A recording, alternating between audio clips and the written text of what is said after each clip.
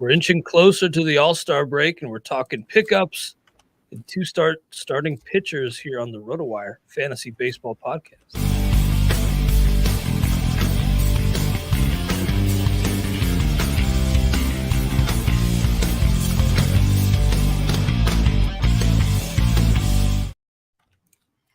Welcome to the RotoWire Fantasy Baseball Podcast. I'm Clay Link here with FSWA Hall of Famer Todd Zola. Todd, we got all this new fancy equipment here in the office. So if you're watching on YouTube or on Twitter or what have you, we appreciate that. Hope everything looks and sounds good. And if you're listening through your normal channels, we appreciate you as well. Do you have a live studio audience? No. Oh. Get a laugh track, though. How are you, though, on this Friday afternoon? How about a drum? Just bump. I'm doing fine. Doing well. Busy. We're all busy. No one's busier than everybody thinks they're busy, but everybody's busy, so we're not all busy, right? It's all the same. Nice weather. Trying to decide if I want to head to the Cape in a couple of weeks for some Cape Cod League ball, and yeah, that's been my major. In between writing today, I ponder if I'm going to head to the Cape or not. Yeah, man. I think you that could do you well. It's always nice to get out. I need to go to some games. I'm going to a couple at Great American Ballpark later this month, so that'll be nice. Hanging with the old man, it'll be a lot of fun, and the rest of the family too. It'll be the first time we're all together in many years. So wow, yeah. Hopefully, Bob and Phil Castellini can stomach me for a couple games. But let's talk about some pickups before we get into two-star pitchers. Of course, two-star pitchers will dominate this conversation as normal, but some interesting potential ads out there. Lou Trevino was the top ad in the Stake League, which makes sense because it seems he's wrestled that job back in Oakland. But then I added Reed Detmers, who's coming up to start today against the O's. He struck out 14 his last time out in the minors, and of course he had that no-hitter at the big league level earlier in the season. Derek Van Riper, our buddy, kind of got me sniffing around again on Reed Detmers. It sounds like he kind of reworked his slider after I looked into it, and I think Adam Wolf in his Detmers note at RotoWire noted that as well, that he's changed up his slider a little bit. We're hoping for good things from Detmers, but then Mitch White was also out there. So I guess I'm kind of wondering, Todd, who would you rather have between Mitch White and Reed Detmers? Yeah, Detmers is interesting. I was hoping for more than one start to judge, by which to judge. 14 strikeouts and 1 walk in 6 innings against Tacoma certainly looks nice, but I wanted a little bit more. I guess. I don't know. I'm trying to, which one's going to be in the rotation longer. Are you talking about like a short term or more of a long term scenario? Well, I know you kind of stressed that this focus on the next few weeks or the next month or so. So, and I'm kind of with you there. So I'm just kind of looking more short term. Yeah, I mean, White has got the Cardinals this week. Well, the week we're talking about, Detmers has got the Dodgers, which isn't ideal. It's at home though. You know what? I think even though White can get better, I think we know what we have, at least right now, with Mitch White. So if I'm looking for some upside, I guess I'm betting. You know how conservative I am, but at some point, you got to let you got to let your hair down at some point. So maybe this is the opportunity, even though it's the Dodgers. Maybe this is the opportunity to, inject a little risk into my portfolio and go with the higher upside choice of these two for this particular question. So, yeah, I may surprise and go Detmers. I like the Ks that he showed in that minor league start recently. So, and he's had a K profile coming up. He just hadn't translated it to the majors really to this point. I mean, 97 in 54 innings at AA as a 21-year-old. I mean, he's had strikeouts all throughout. Well, he hasn't had a very long minor league career, but it is part of his pedigree. So maybe he just needed to tweak the slider to have it manifest at the major league level. Yeah, that's possible. It's very possible. And the guy kind of in that mix as well, and actually he lines up for 2, so he's going to be on our list of grades. Brian Baio for your Red Sox. Do you get eyes on Brian Baio this week? Yeah, it's not up yet. It'll be up soon after we get done. But yes, I did, and I wrote up a bit about Brian Baio. It's one start. I don't want to use this as evidence of good, bad, or ugly.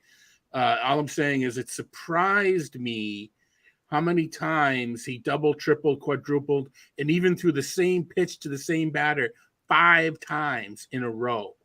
I think he was trying to get by on stuff mixed in with scouting reports. And as he matures and as Dave Bush and Christian Vasquez learn more about him and what he can do, I think we'll see more mixing up some of these pitches. And, we're talking highly of him. Let's put it in perspective. I mean, nothing wrong with being, I think it was 80th or 87th, something in that range on James' top 400 list. There's nothing wrong being the 80th best prospect in baseball, but he's not at the same level of some of these other arms that, we're talking top 10 and top 20.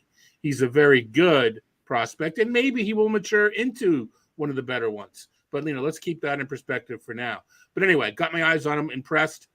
It's a lot of fast stuff. I'd like to see a little more delta or a little more use of a slower pitch. Slider 84, changeup 88, and the 2 fastballs are on 97. So there's a 8 or 9 mile delta. I'd like to see a little more, but like what I saw. Nice. Good to know. I did not get to see his big league debut, but I did randomly, I don't know if you've had this happen, but if you're watching MLB.TV, then all of a sudden they do start into a preview of their MILB.TV. Like the last game I'd watched had ended, so it just kind of transitioned to that. And I saw him in the minors earlier this year and thought he looked pretty impressive. Brian Baio, was Bello. So. Yeah, I mean, I joked about this. If one more person tweeted out the pronunciation, it would have started to trend. Yeah, I'm surprised. Yeah, I expected more people to be mispronouncing it for years to come instead of actually everybody tweeting the correct. It's like Scott Baio, right? Hopefully his career doesn't take the same downward turn that Scott's did. But anyway. Yeah, that's a good point. Aaron Cevalli was picked up for 3. By the way, Brian Baio was 2. So Trevino 6, Reed Detmers I got for 3. Halterman got Aaron Cevalli for 3. Brian Baio. Cevalli's changed up some things too. I'm interested to see what happens there. I saw he's got a juicy matchup in this weird lineup period league. So Yermin Mercedes, I guess he's resurfaced with San Francisco for a little bit. Chris Flexen, Tyler Naquin's back, so I saw he homered in the second game. Yeah, his doubleheader, so that makes a lot of sense. Mitch White, as I mentioned, and Kevin Biggio. Santiago Espinal's been pretty darn good, but it seems like Biggio's kind of back in their good graces there in Toronto. They're moving him around. Played a little first base. He's and I know. I mean, Vlad's. They have a first baseman. Just saying that they're finding ways to get Biggio into the lineup a little bit more. Yeah, and pretty good. At least good patience. Maybe a little too patient. He's had 3 multi-hit games in the past week. I know he's had a couple where he didn't get hits. Strikeouts are under control. Hasn't walked very much lately. So, I mean, lower expectations. He's probably not a terrible fill-in. Checking to see where he's eligible now. First and second. Did he come? Yeah, he came in with third. So he's got eligibility at all the infield positions. And if you're in a 5 position eligibility league in season, he adds outfield. So that's useful, right? The fact you can put him anywhere. Absolutely. Jake Myers for $1. Bruce, I like that. They're all for $1. That would look real good if he hadn't just gotten hurt with some sort of injury group or all. But relating to that Dodgers bullpen situation, what's your level of concern with Kimbrel right now? Yeah, I don't know yet. I kind of alluded to him in the process of writing up Todd's takes, and I noticed Vesia got the save. See, I write about some stuff I see, then I write about stuff I see in the box score, and Vesia got another save. I have not yet researched the reason. And you mentioned Gratterall getting hurt, so I will know ask me in an hour, and I'll have done a little bit more due diligence on the Craig Kimbrel scenario. I thought I read yesterday or heard that he was supposed to be back. So, I also maybe you've heard. I haven't had a time to look up yet. Just to check out Jerickson Profar from his collision last night, which there have been a lot of ugly collisions this season, too many, and this could have been the ugliest. That was awful. I saw he was diagnosed with a concussion and okay, sprain, but he was discharged from the hospital. So that's really good news, because I don't want to make light of things like this, but he tried to walk off the field and literally collapsed. It was scary. I was nervous. I was literally nervous that we were, and he was responsive, et cetera. But CJ Abrams ran a long way from second base to short left field, and his knee just crushed Profar right in the face. It was so ugly. I don't know. Glad he's released from the hospital. Good. Yeah, that's big. I saw it too. Yeah, when he was walking off and just collapsed. The knees just gave out. It was terrible. Anyway, it's terrible. But back to the Dodgers bullpen. Maybe because Gratterall has some right side soreness. Maybe you do pivot to Vesia if you're looking to speculate there. Kimbrel. Let me just double check to see if there's been any update on him. He returned, so maybe it was just he wasn't available yesterday. He had a CT scan. Yeah, that's what it was. The CT scan on his back. Oh, wait, he pitched yesterday. But then he returned. So, yeah, he's been pretty terrible. So he pitched the last. So the concern now, you can flip the question from injury to just performance. Yeah. The reason Vesia got the save, at least I hadn't done my research yet, because it looks like Kimbrel blew it. Gosh, I'm kind of a Kimbrel apologist. I always find a way to spin the numbers to make it look good, even though he's not getting the job done. I'll probably do it again, but I can't imagine that he's permanently removed from the job. I can see him, getting his stuff back in the 7th and 8th or something, and then moving back into the closing role. But I don't see it being permanent.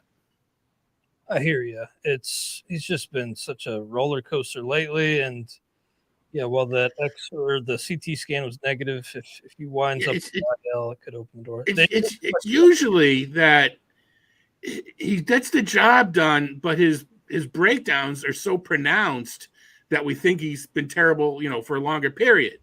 And you can't just take away those bad outings because they happen. But it's always been a case where you take, he's got 12 outings, take out these 2, and he's been the best closer in the league. And that's kind of been my analysis for the past 15 years. But he has those poor outings on occasion. You just have to accept the fact you're going to get him and trust he's going to be nails again in between those poor outings. Well, we're halfway through the season now. He's made 30 appearances. He's got a 4.82 ERA. Yeah, it's not looking good for Zola's narrative this year, is it? Well, the thing is that he did come out and say, we're not even considering a role change, but an IL stint could obviously change things. Maybe he needs one. This is a guy you're going to be leaning on in the postseason. Maybe you get him a little maintenance and give him a little rest. But anyway, I saw Gratterall got one, so I was kind of sniffing around there, and but then he's hurt, so maybe Vesia. So it looks like the Dodgers had a 3-run lead, and he started the 9th, and 2/3 of the inning, 2 hits, a run, a walk involved. He struck out the 2 for the outs, and Roberts just went to Vesia for the final out. I'll look a little bit more closer, lefty righty, who was the batter. Why he may have taken Kimbrel out, but maybe it's because he threw 31 pitches to get to that point. Wow. That's what you call laboring quite a bit. Gonsolin threw 93 over 7 innings. Right? I know he's having some good fortune, but I know a certain guy you and I both know says, you create your own luck in life. And... You do. But, Not completely, but I'm just saying, you can't just say Tony Gonsolin's just lucky. No, absolutely not. And 3 strikeouts, 0 walks. Yeah, that's pedestrian. But he's also doing other things really well. So story for another day. But yeah, absolutely, he's been he's kind of been a first half version of Ranger Suarez last year. I mean, the numbers are just gaudy.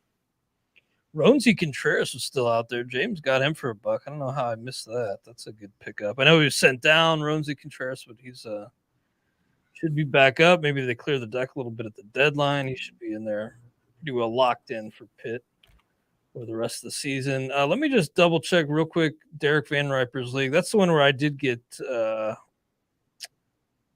Mitch White there. Looks like a pretty quiet week there. Brian Baio for 5. Glen Otto was the big pickup there. That's a little deeper.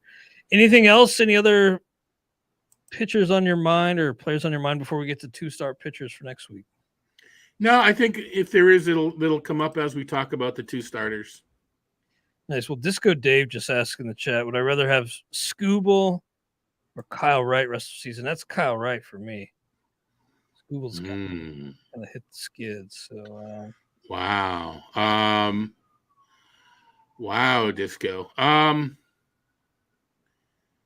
You know what? Wright has turned it on lately, but I do think Skubal will figure it out. All right, if Clay says Wright, I'm going to go there. I honestly, that's a tough one.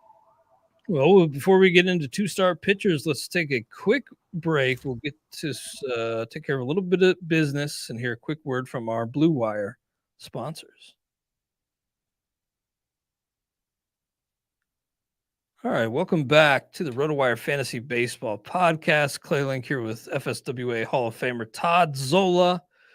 And Todd, this is going to be our last week grading 2-star pitchers for a while because, well, next week there won't be any 2-star pitchers to grade because the All-Star break will be looming the following week. Then I'm off the 22nd and 29th. Well, it'll be the last week we're doing it together. I'll have a guest on. I don't know who yet. I'm actually filling in for Jeff at when during the Las Vegas week, the All-Star break week. So I need to find a third guest for the Thursday industry pod. So yeah, I'll be busy. I hope I have enough friends. I hope I can find enough people. Yeah, man. Well, appreciate all you guys being along with us for the first half, and we'll be back for most of the second half together. If there's anybody you guys want to hear, help me out with 2 starts. Tweet at me, tweet at us, and if we're on speaking terms, maybe I can get them. Yeah, maybe try like Jenny Butler. I'm a big fan of Jenny. She's really good. No, we don't speak. We don't speak. No, Jenny and I aren't speaking. I'm just kidding. Just a suggestion I thought I'd throw out there. But yeah, it's been great, and thanks for being along for the ride. And we'll be back really for all of August and September, unless you take a little well-deserved time off, Todd. But let's get into these 2-star pitchers. 0 to 5 scale, as always. Merrill Kelly is going to be the first one up. You can follow along with us at RotoWire, by the way, rotowire.com/try for a trial on us. You can go to probable pitchers and customize grid. Custom start date 7/11/2022. Merrill Kelly at San Francisco, at San Diego. He's come back to earth a little bit, but I kind of like these matchups. I'll give Merrill Kelly a 3, I think. Yeah, I'm gonna give him a 2. 2. I kind of with you. It's probably a 2.559. A little roundup would get him the 3, but I'm gonna go with a 2 now.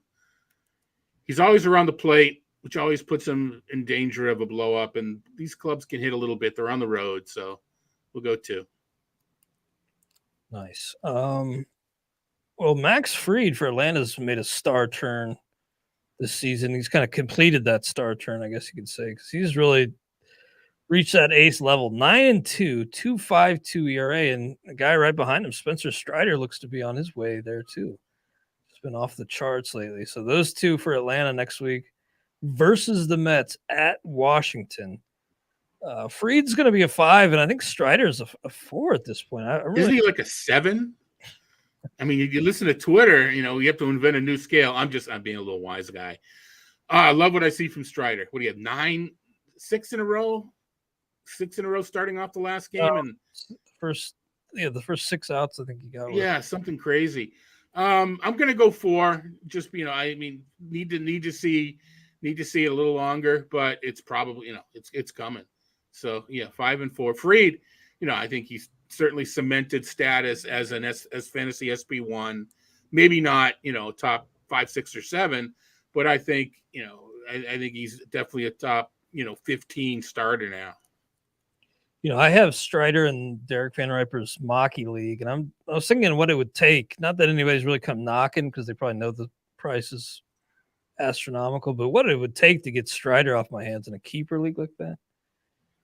It would take quite a bit. Maybe if you want to go buy high, it's not the worst idea, but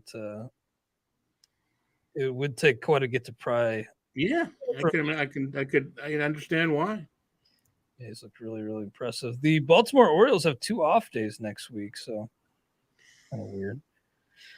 I guess not so weird, but before the All-Star. It's actually, as you'll see, if you haven't looked, it is a kind of a busy week. Mm-hmm. It just happens to be that Baltimore is victimized by the goofy 2-game series with the Cubs to start the week. I mentioned earlier that Brian Baio is going to be lined up for 2, but actually, currently we don't have him for 2 in our starters grid, but I think I don't see him heading back, but maybe with the All-Star break, we could shuffle some things around. That may be the case. Well, I mean, look at who we have pitching other than Baio. I mean, we got Winkowski, Seabold, and Eovaldi. So there's a lot of assuming so-and-so comes back and so-and-so stays. I mean, Seabold gets sent back down. A lot of different things can happen. Now, by the way, sorry, Chris Sale back Tuesday. Right. Well, I think that's that could actually be in bold. That's been announced. Whether or not that has been announced. I don't know if it matters. I think Baio is named to the futures game. I wonder if he can still pitch in it if he's on the Red Sox roster. That's interesting. Yeah, but now that I think about it, I do think they could probably swap him out for a fresh arm, Baio, after Monday's start. A few different things. Yeah. Shortly after the break. But Sale, I mean, as we mentioned, knock on wood, debuting Tuesday, and then if he gets Sunday against the Yankees, I mean, I'm starting him, right? If you stash him this long, he's going, even though he's coming off a hissy fit for his last start. I'm starting him. Yeah, that was kind of strange, that sissy fit. Really, as if he's the only one ever to do that. And I'd be saying this as I talk, as I will probably talk about on the radio tomorrow with Eric, since it was just pre-recorded. I'm not saying this because I'm a Red Sox fan. And all right, was it immature? Sure. But yeah, he's the only one in the history of the game that's ever done that. Come on. Let's not go overboard in our holier than thou Twitterisms, keyboard warriors, that we're seeing. And I'd be saying that if it were, any other team. I hear you. It's just more so than that. It was his comments afterward that left me scratching my head. Like, athletes are athletes to me are a different mindset. They just think and act differently. So a lot of times I don't even. It's just I can't think along those lines. I can't relate, so I don't try to judge it. I hear you, man. Well, I'm not really judging him either. It's just about him being like, well, it was their decision it was on them to film it. And if I were in Bank of America, I just didn't understand the Bank. Yeah. Well, there was some weird. Yeah, exactly. I mean, their mind was weird. I mean, he paid for it. He paid more. All right. That does not absolve everything. But anyway. So Chris Sale, I got as a 3. What say you? Oh, yeah. An actual number 3. Yes. Okay, and then the Cubs are going to have no 2-star pitchers because they get Stroman back next week. We have them penciled in. Yeah, well, yeah, that would work. And then the Reds, same with them, I guess, because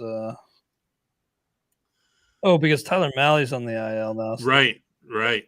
Duggar, and they hope to have him back right after the break. But I know you've watched a Reds game or two. It's kind of fun watching Ashcraft, Green, and Lodolo develop. I mean, we can say what we want about what they did tearing down the team and wrecking the offense, but for half the game watching, it's got to be interesting watching their pitchers. Love having Lodolo back, and I like Green's makeup and his ability to really show progress in his development from start to start. It's pretty amazing. Graham Ashcraft, though, actually just dropped in one league. Yeah, he's the third of the three, and this is a rough week against the Yankees. But I'm not giving up. I think he can be an innings eater. I dropped Ashcraft for Josiah Gray, who was still. Oh wow! Yeah, I was lucky enough to. Good move there. I also picked up Patrick Corbin, by the way. Don't ask me about that one. Cal Quantrill and Shane Bieber. Whoa! That's not going to get by. Did you lose a bet? No, I forget who I dropped. Are you trashing ratios purposely? No, it's a head-to-head league. Are you trying to lose to get a better matchup in the playoffs? Hey, playoffs! I got to jump on something here. You know what? In a head-to-head, you can make up. I can see where there are scenarios.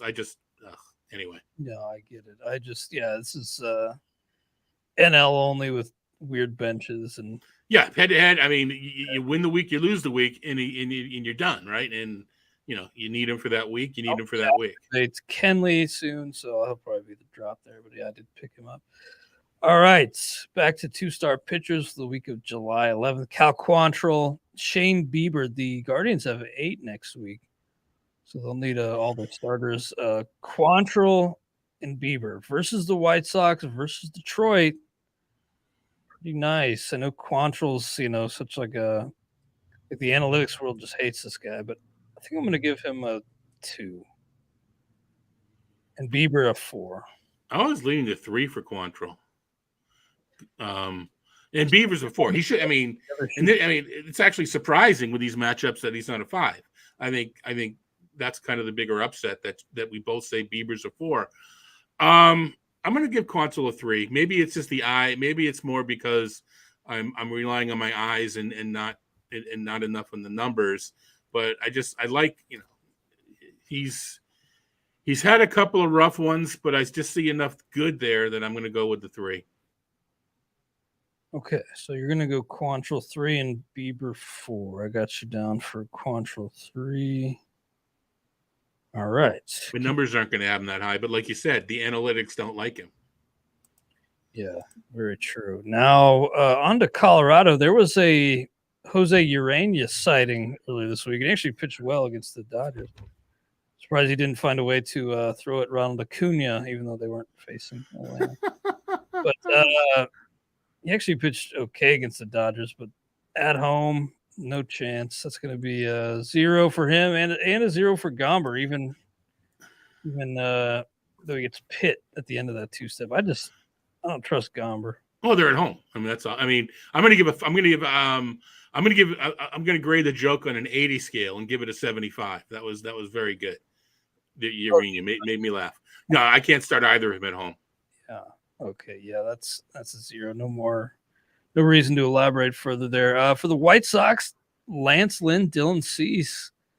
Cease is going to be a 5. Lynn a little bit tougher to grade. If I gave Sale a 3, I think he's right there and probably a step below Strider. So I'm going to give Lynn a 3. I'm with you, and I don't. He's been back long enough now that we should be seeing Lance Lynn, and it's not as good as we had hoped. So I'm with you with a 3. I know Cleveland's struggling.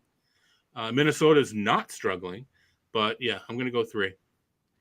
Mentioned that Michael Pineda was a pickup in the Stake League. He gets in traditional Monday through Sunday leagues next week. He gets 2 at KC, at Cleveland. Same for Bo Brisky. Brisky, if I saw him in a similar situation to where I picked up Patrick Corbin, maybe. So I'll give Bo Brisky like a 1 because of that, off chance, maybe some sort of weird points format. And Pineda, I think a 2. Just need to see a little bit more, even with these plus matchups. I can't quite put him as a 3. I'm going to go Pineda 3, and I'm going to go Brisky. I'm going to give him a 2. The strikeouts aren't huge, but doing a sort of a quick count here. First, the matchups are fantastic, right?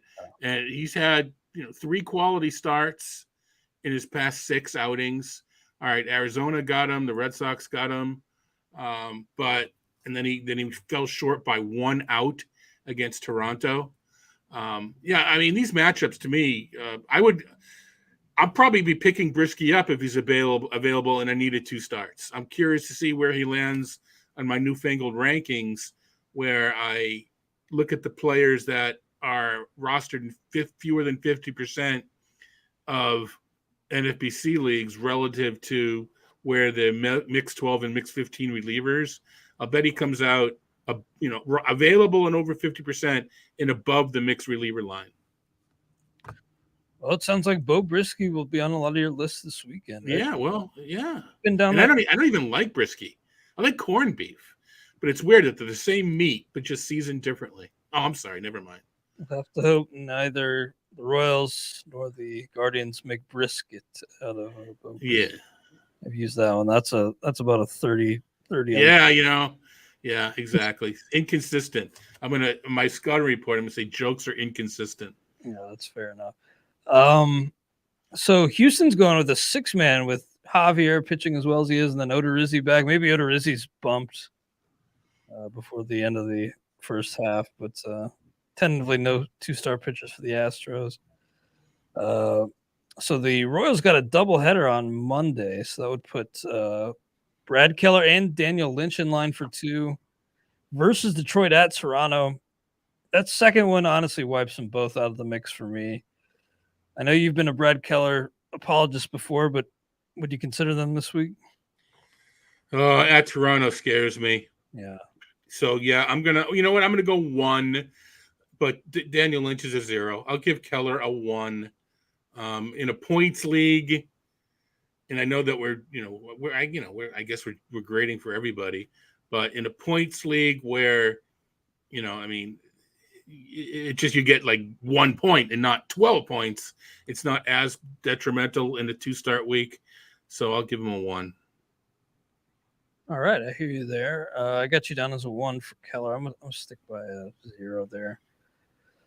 Now, am I seeing this right? The Dodgers and the Angels are both off the Sunday before the All-Star break. Looks like they might. I mean, they have a 2-game series.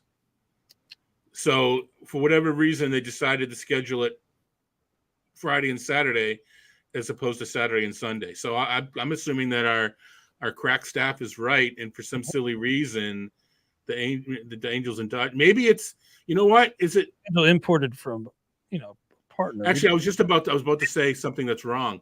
I was about to say maybe they need the field on Sunday, but it's not an Angel Stadium, right? It's in Chavez Ravine, right? That sounds right. Yeah, so it can't be that they need the field for Sunday. Yeah. Well, I guess just a fortunate break for those teams. They get a little bit longer break in the intermission. All right, so no 2-star pitchers for the Dodgers or the Angels. But then for the Miami Marlins, Trevor Rogers, I've held on to him. And you know what? I think I'll probably deploy him here versus Pitt versus Philly. Philly scares you a little bit, but I guess I'm just pot committed, and so I'll give him a 2. Yeah, especially Schwarber's lefty, but Philly has some righties. I have not put not that my eyes matter all that much, but of all the I've watched Berrios, I've watched Giolito. I haven't watched Rogers. I haven't had him as a focus for Todd Stakes. So maybe I should do that this Sunday or Monday, I should say. Maybe I'll do that on Monday, especially because it's the 6:40 game. Those are always fun because you get to watch like a half an hour of the game before you start flipping, Mm-hmm. So yeah, maybe I'll put my eyes on Rogers against Pitt. Of course, Pittsburgh might not be the best measuring stick. I'm going to give Rogers a 1. I don't know what's going on. I just read that a changeup shape is just so much different. I'll give him a 1 and promise to look at him next week.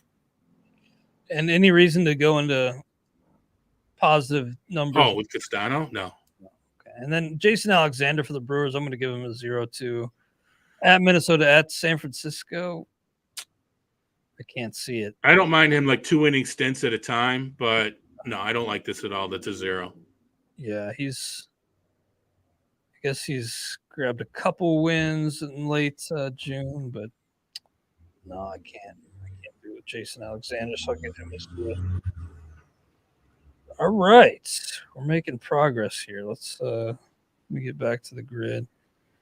Now, you suggested you will be looking at Bo Brisky this weekend. I'm going to have Josh Winder on some lists, looking to maybe add him back to the mix because the Twins need him, and at least tentatively versus Milwaukee versus the White Sox, a couple home starts. So now that he's healthy again, I like Winder as a 2. Yeah, the tens of you watching watching me on Facebook, etc. What's that weird look in his face? I'm trying to figure out who's not pitching for Minnesota that has Winder in there. I know Ober's not ready yet, but there's got to be a name that I'm forgetting because in my head Winder was going to be sent back down and wasn't going to be pitching for a little while. Hit the IL. Who's that? Chris Archer. Oh, yep. Okay. Yep. All right. That's the one. Mm-hmm. Absolutely. No, I do like Winder, and I'm not going to have to waterfall him because I have him in several places. So nice. Yeah. I don't love the matchups, but they are at home. So I'm going to go 2. I don't remember what you said, but I'm going to go 2. Yeah, I got 2 as well. I had him in a few leagues, but then I dropped him, and yeah. Okay. I had him on stashed on the IL. Then he came back, but it was in relief, so I dropped him. So I'm kind of regretting that, but hopefully I can remedy and get some Josh Winder back in my portfolio. Max Scherzer looked every bit of Max against the Reds. I mean, just shoved it up their rear end. 5 on Scherzer. And David Peterson had a kind of a shaky return from the B list, but been pitching pretty darn well overall. At Atlanta, at the Cubs. Not the greatest, but I'll put him on that kind of Winder tier. I'll give him a 2. I'm going to give him a 2 as well. I mean, his strikeouts came out of nowhere, and I had him as a DFS, as a streamer last time because of the increased strikeouts. Kind of let me down. He let me down. I'm not pitching well because of Zola, but yeah, I'm with you with a 2. I'm gonna buy in on the previous strikeouts than I am on the blip now. DVR, you mentioned him a couple times, mentioned it on Twitter, giving a little bit of a, pimp to our starters rankings. He said he felt all warm and fuzzy that Jacob deGrom was back on our probable starters grid. It's not for the following week, but that's that. We got deGrom pitching, I think, the day after the All-Star break. Yeah, first game out of the break is where we have him penciled in for now, and hopefully we can bold him in and confirm him before too long. Yeah. Louise Severino is going to be a 5 home starts against the Reds and Red Sox. So we'll be on hitter watch on Tuesday with Severino against the Reds. I do want to just mention, though, that I thought Jason Collette had an interesting thought in one of his latest articles that RotoWire, just kind of looking at maybe proactive pitching measures you can take on your fantasy squad. He threw out the possibility that maybe Severino is shut down in September, managed carefully, because the Yankees are running away with the division. Severino has already far surpassed his innings. But don't you want him starting in the playoffs though, don't you?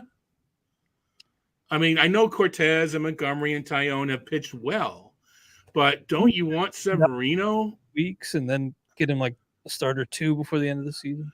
Yeah, I mean, I think there could be some management, but I can't imagine that he's not one of the key. I mean, once the playoffs start, you never know.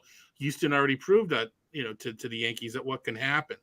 So while I agree that I think Severino's pace may slow down, I think it might be more of skipping a start now and again. Maybe getting an extended break around the All-Star break, not starting in the top 3, maybe starting on the Monday and something like that. I think we might see that, which is kind of the same thing. It's just a different way of getting there. The end result being expect fewer innings from Severino going forward. It's just we may differ a little bit on how we get there. Yankees at 60-23 up 14.5 games, and that's I kind of alluded to it, having watched a few times. The turnaround in their defense is silly. I mean, that was their downfall, other than just a bunch of big bats that just went for it and struck out more than they hit homers in previous seasons. Their defense is outstanding. And that to me is just, applaud Cashman, applaud the organization for doing that. Yeah, I know IKF has kind of drawn the ire of some Yankees fans, but he really, by adding him and then shifting Glaber back, getting rid of Gary Sanchez. Yes. Really upgraded the defense a whole lot there. Yeah. I'm looking at that division up 14.5 games. It's like, they got JP Sears, Clark Schmidt. They're just toying with everybody. I just imagine they're going to work some of those arms in. Yeah, they're just toying with everybody now. Yeah, they are absolutely silly, the Yankees. All right, well, let's get back to it. No 2-star pitchers for the Oakland A's. They got an off day. And who's this? Adrian Martinez or Pennsylvania? I think the week before dictates needing to do this. I mean, the way it worked out, that they can't, skip somebody or whatever. Yeah, and I guess Adrian Martinez did pitch pretty well against Toronto on Tuesday. So yeah, right. Probably reward him with another start. I guess that's the thinking anyway. And then Aaron Nola's 5. Yep. My last time really kind of second guessing Nola will be this year. I had a kind of a token rank for him, not necessarily low on him, but I never ended up with him. Mitch Keller is going to be a 0, but then Rosie Contreras, I mentioned James picked him up. He has to go to Colorado though to end the week. So yes, he does, doesn't he? I'm going to give Keller a 0, Contreras a 1, with the thought that he's going to be higher than 1 in a lot of future weeks. I think. Well, maybe not you may not have many 2-star weeks, but you get what I mean. I guess if it's a 2 for Miami and a 0 for Colorado, that averages out to 1. So I'll go with your 1. I'll see your 1, and just hope that he's able to, minimize the damage in Colorado. Another guy who has to go to Colorado is Sean Manaea, and he's coming off a brutal game. And really, he's over his last 4 starts. Manaea has a 6.52 ERA, so he's been really getting knocked around. 11 walks over that span too, so being kind of generous with the free passes, Sean Manaea. And yeah, so at Colorado versus Arizona, I think I can only give Manaea like a 1. I'm going to go 2 just because, I think recency bias in Colorado, to me, he's like a 4 pitcher. So I can't drop him that 2 down, too far down. So I'm just going to go to a 2. Honest to goodness, among those 2 guys we mentioned, Contreras and Manaea with starts in Colorado this upcoming week, I think I'd lead Rosie just because I think the stuff's a little better, the upside's a little better. But I like Manaea. I still think that still my recency bias is, in Colorado side, I think Manaea is a better pitcher at this point. So, but that's an interesting challenge. Yeah, he has getting rocked lately. Maybe it was exactly. But that's an interesting comparison. If we were 2 other people, we'd be like putting, chugging a pitcher at Arizona on the line. But we're both older and more mature.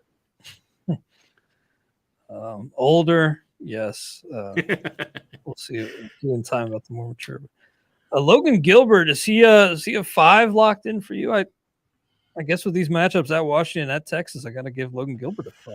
Yeah, I made the comparison again on tomorrow's show with Eric Alterman, comparing Gilbert to Aaron Nola a little bit. Not the stuff, not the release point and anything else, but just kind of the style, and that he's not sexy. He's just good. And I think we're going to be thinking, Gilbert along those Nola lines where, I'm going to have him ranked higher than the field because the field is looking for that little extra, and it's not there. He's just really, really good. I saw some stuff on Twitter about Alex Cobb having maybe like an all-time unlucky type of I mean, I think this is another situation where I don't think you could just say it's all unlucky. You got to put some of the blame on the pitcher. But versus Arizona, versus Milwaukee, maybe it's finally time for Cobb to get on track a little bit. So I'm going to give him a 3 actually with those matchups. I'm gonna give him a 3 as well, and I'm part of that. They're coming to get me. Part of that, Alex Cobb has been unlucky. I mean, I posted the exit velos of the hits he gave up the other day. They were just silly low. I drive faster than half of the hit. Well, maybe not, but so you're right. Obviously, that it's not all bad luck, and it's getting harder to tell people it's bad luck because how can it be this unlucky? Mm-hmm. Well, take a look at the log of that last game. A dribble double down the line, a ball that should have been caught. They're all going as hits. Yeah, but it wasn't just the game that he was unlucky. Well, no, he's been unlucky the entire. My point being, how long can we keep using luck? He's been, at some point someone's going to say he can't be unlucky every game, and he's, there's been instances of not, but I'm just saying his most recent game, there's just a bunch of happenstance that it just happened. It's silly. Totally. I'm with you. And this could be the week where maybe he starts, maybe the ratios start tending back down. And Webb's a 5, right? Logan Webb. Oh, he looks good. Yeah, I saw him last night. Why am I drawing him in? Oh, Musgrove. Webb and Musgrove was fun to watch. Yeah, Webb's now got his ERA under 3 for the season. Miles Michaelis also under 3. He's at 2.72 for the year versus Philly versus Cincinnati. Versus Philly versus Cincinnati. I think I'm going to give him a 4. Oh, man. Actually, you know what? I'm going to give him a 3. Yeah, I'm going to give him a 3 as well because he's always under that, susceptibility of a bad outing, but he's by and large been able to avoid them. It's the next guy I'm interested in talking a little bit about, but yeah. Yeah, the matchups are a little different for Matt. So yeah, the Phillies game is probably like a wraparound or maybe just a one-off. Yeah. Then Matt's is going to be versus the Dodgers versus Cincy, so a little bit tougher for him. Although the matchup at home against the Reds makes him a 1 for me. I'll give Matt a 1. Yeah, he was pitching a little bit better before he got hurt, and I'm kind of bummed that we didn't get to see if it lasted or went to the list. It's tough because tough to make just to say go get Matt. So he's got the Dodgers. Well, he's got the Dodgers, but I may get him. I may go get him and start him this week and hope that he can. He's not an automatic drop, but I'm going to go with 1 as well. Yeah, I've been intrigued by Matt's for a long time, and I'll probably go down that well again in some league this weekend. Jeffrey Springs was back from a family medical matter, and he struck out 5 over 4 innings, did not factor in the decision. So it looks like maybe a little limited in his return, but he's pitched extremely well versus Boston's tough, then versus Baltimore. Springs a 3. He looked pretty good against the Red Sox, gave up a couple of homers. If he repeats that outing he's a 3. Fans 5, walks 2 in 4 innings, gives up some runs, and then crushes a second start. I think that justifies the 3. Having said that, Baltimore is not a pushover anymore.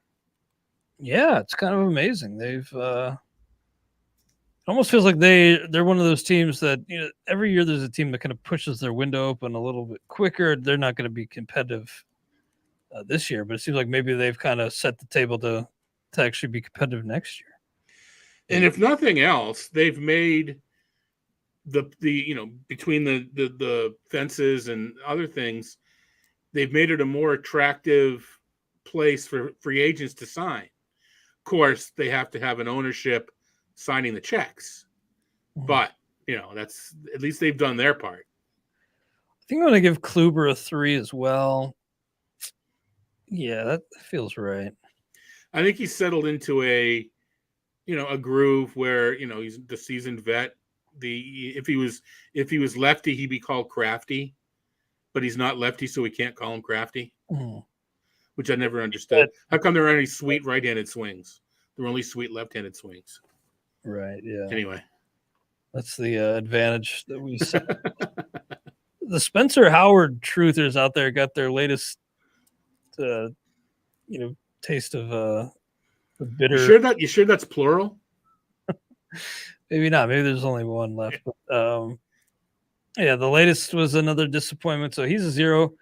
Glen Otto was picked up versus Oakland versus Seattle. So now I see why Glen Otto was picked up for these two. Howard's a 0, but I guess with these matchups, Glen Otto is going to be a 2. Unless there's extra points for palindromes.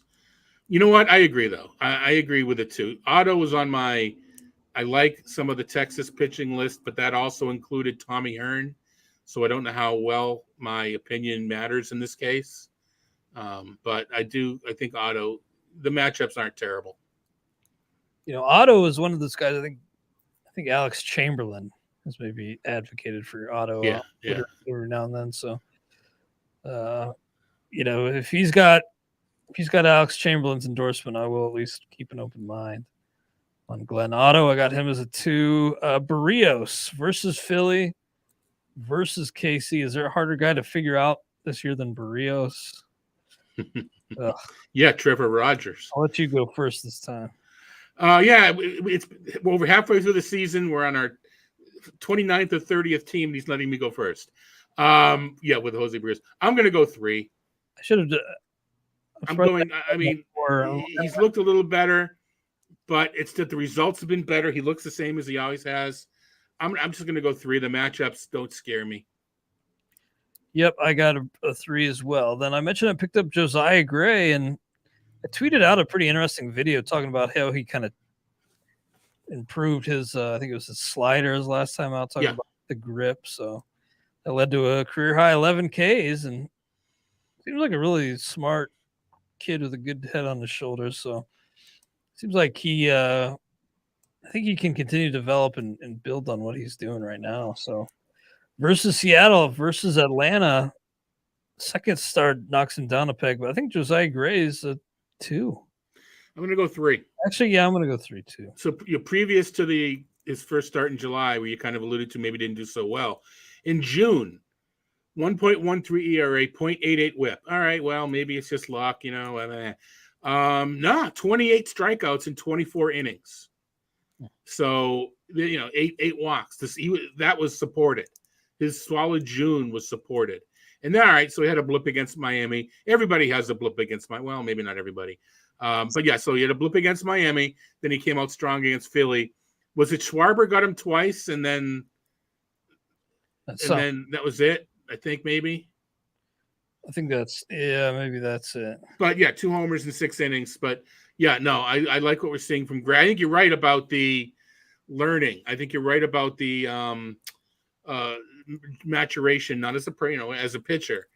It's weird. I shouldn't have trouble using. He's maturing. I think. What do you mean he was? No. I mean, I'm talking about his pitching, and I'm talking about his personality. But yet, how people are nowadays. You have to.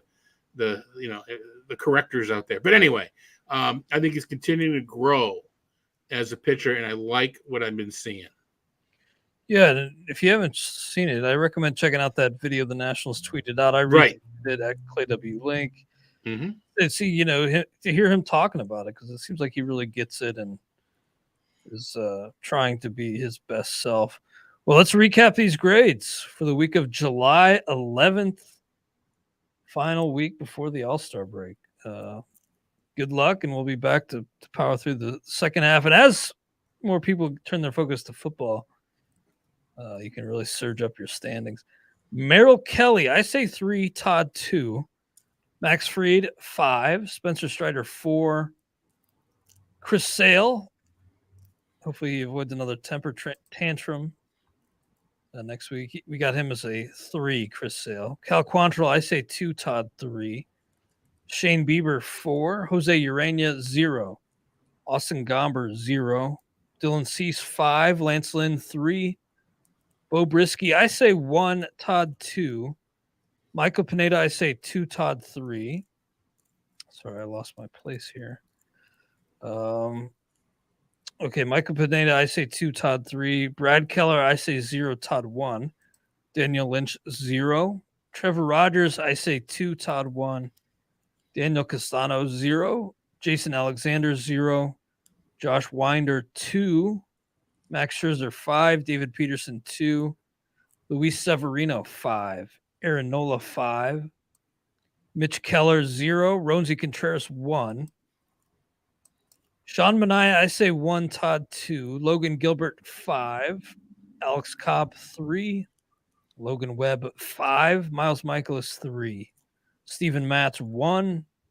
Jeffrey Springs, 3. Corey Kluber, 3. Spencer Howard, 0. Glen Otto, 2. Jose Barrios, 3. Josiah Gray, 3. All right. So that is it for the 2-start pitcher grades for this week. I will post all those in the show notes. Anything else on your mind today, Todd? What are we going to talk about next week? I guess we're going to have to stretch just like pickups into a couple. What are we going to do? We're going to like preview the home run derby or something? We'll figure something out. We'll talk some fall stars. Maybe we'll, you know what? It's day to get Jim on to talk about James. Did I just say Jim? That was weird. It's weird to get James on to talk about some of the fall stars. Yeah, I know. Well, not fall stars, future stars. I'm thinking AFL. Yeah, that should be fun. I think I saw it's on Peacock though for some reason. But yeah. Well, I still have it, so I'll watch it. But I think it's kind of cruddy that it's not on. Yeah, can't we get that at least on like MLB Network? Yeah, no, that's kind of silly. Well, great stuff today, Todd. Look forward to catching you and Eric Halterman on MLB Network Radio tomorrow. And Todd's takes, Z-Files, everything you got going on. Appreciate everything you do and hope you all will be back with us next week. No 2-star pitchers to grade, but Todd and I will be back next week here on the RotoWire Fantasy Baseball Podcast.